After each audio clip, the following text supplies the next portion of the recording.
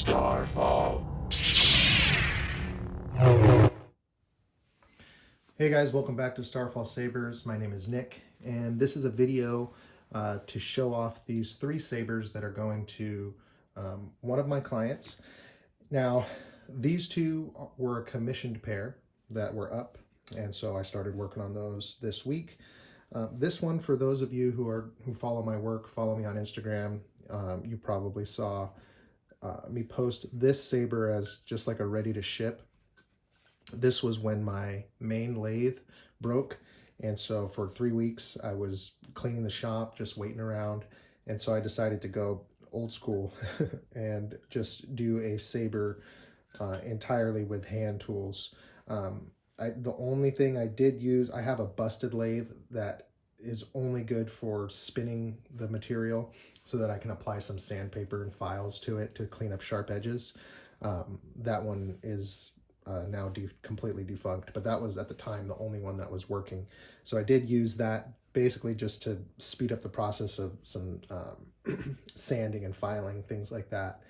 But everything else was just pipe cutters, Dremel, different aluminum material that I cut and sleeved over to make this saber.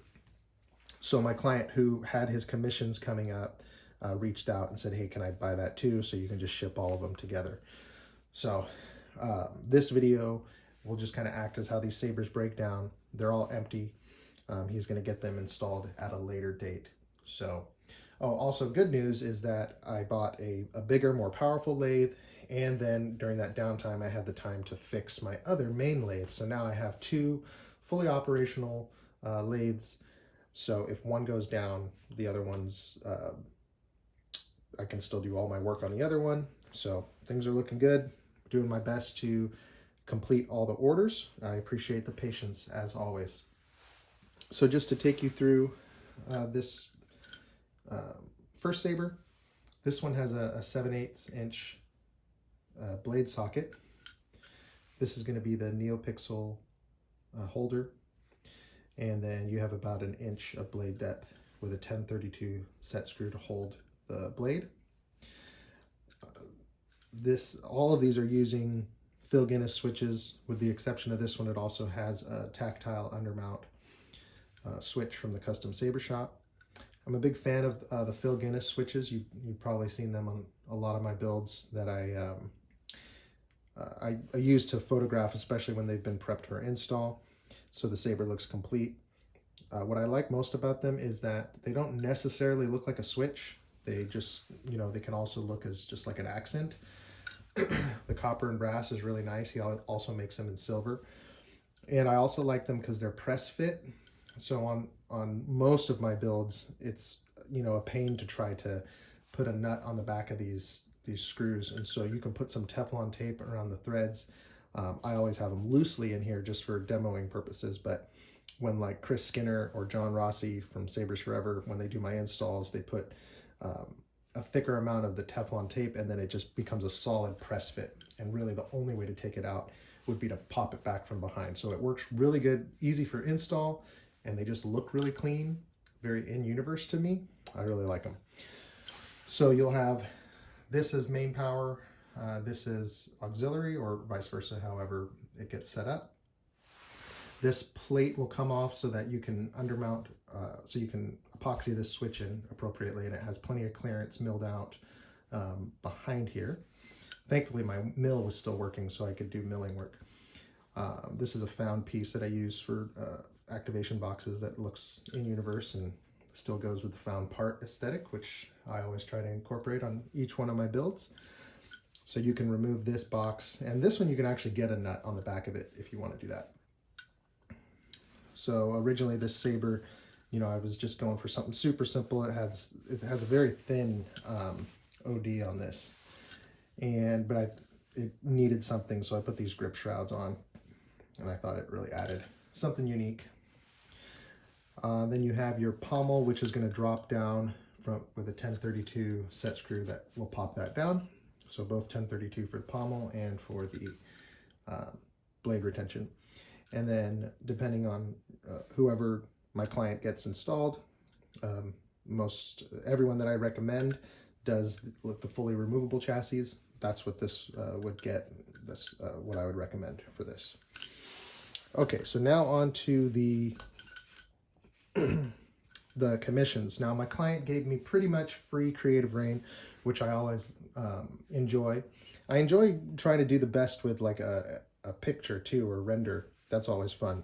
But I really do like getting creative and being not so held to a blueprint, which is fun too.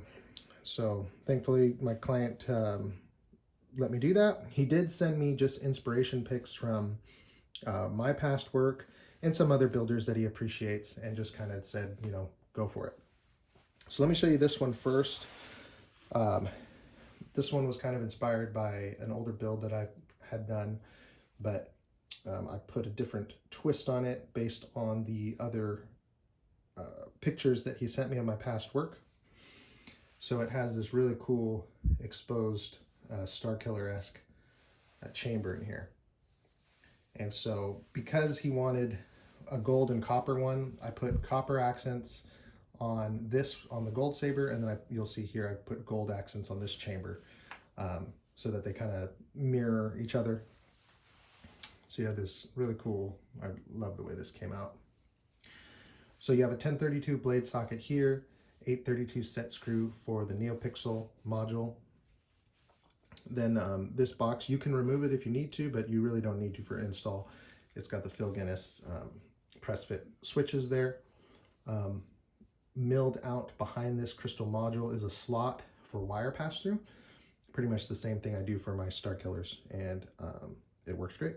Never had a complaint from my installers. So this 832 set screw here holds the crystal chamber module in place.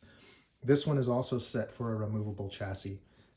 In the past, my installers have printed a pixel, like 14-pin pixel connector, and then epoxied it into the crystal chamber module here, so that the removable chassis will butt up against it using the pommel when it screws to engage those pins. One thing you'll notice is that since he bought this before I had designed these sabers, I wanted to give like one theme between all three of his hilts, and so they all have this similar found part for the pommel. Everything that I use when I get found parts, whether they be from discarded saber runs from other makers, sometimes they'll contact me and say, hey, I have all these scratch and dent stuff I can't use. And so I always modify them. I don't just slap them together. So each one is a unique creation. That goes for whether it be the saber parts or found parts. And a ton of machining goes into these as well. So you got this, also what I did here, this kind of same acid etching and then post sanding weathering technique that looks really cool.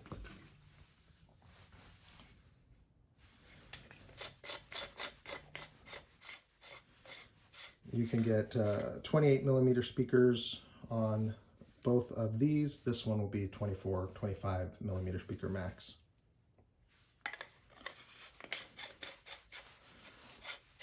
Has some cool filigree hand etching that I did on here. Chris Skinner is my etcher of choice, who does the really precise stuff, and when I want it to look more rustic or rugged, then I just do it by hand, and I love the way both techniques look. All right, so now on to this more kind of sleek, futuristic looking build. This is using some parts. This shroud was from the Master Sentinel run from Sith Lord Sabers and Wade Sabers. I did modify the cutout on here a little bit, and I allowed some of the holes that were in here from the machining to just show this copper-plated steel on the bottom here, just because I thought those looked really cool. I also milled another slot here on this side, just so it's something interesting to look at on this side as well. The machined inner core that I did here, I went back with some post weathering just to kind of accent those slot details. Again, press fit for the Phil Guinness switches. Also added this copper plated cutout shroud greebly. just because I felt it needed a little more. Now, it's also using a Qui-Gon grip that I got from Cal from KR. He sent me some stuff, which I thought looked really cool. Just all these dimensions here look really neat. And what's cool about it is this is actually a floating shroud, grip shroud. So you can see how it floats over the copper-plated steel core. And then you have this really cool crystal chamber that's visible through. You can easily put your hand over it on this one. Nice and sleek. And you got this black grip that I made. So let me show you how this one gets access. Again, 1032 set screw for your blade, 832 set screw for the NeoPixel connector. So back this out, almost all the way out.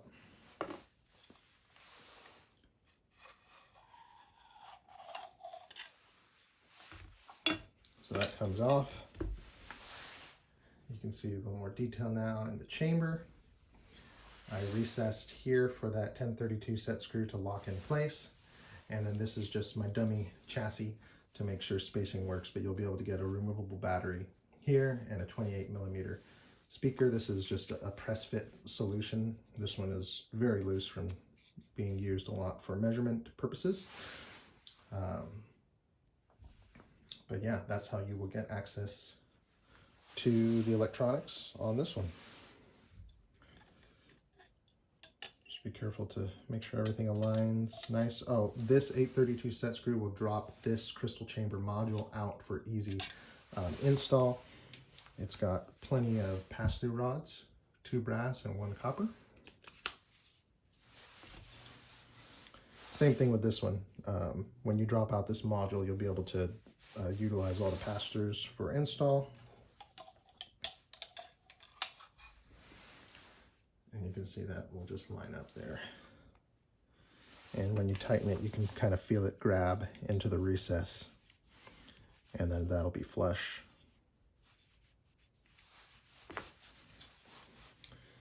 So there you have it. Really love the way this commission pair turned out. I think it looks really cool. So as always, thank you so much for the support and your patience. I'm not rushing these orders, and I'm just taking my time to make sure they're done right. If you have a outstanding order with me, just know that every time I post something, it's one saber closer to your build. Any questions or concerns, you can always reach out.